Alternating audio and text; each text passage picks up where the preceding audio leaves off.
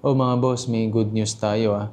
So yung mga pinag-usapan natin the past few days regarding dun sa mga penalty, dun sa pag-transfer of ownership, lahat na yan ay suspended. So naglabas ngayon si LTO ng bagong memorandum for the suspension of the implementation of the administrative order na diniscuss natin.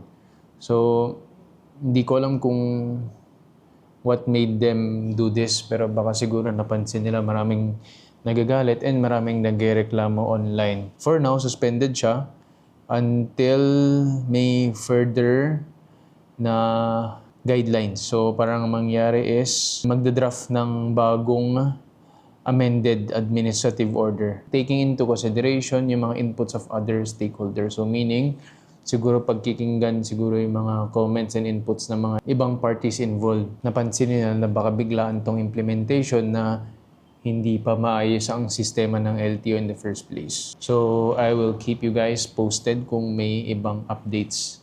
Pero rest assured for now, yung mga malalaking penalty of 20,000 or 40,000, it will not take effect. So suspended muna ang administrative order na yun.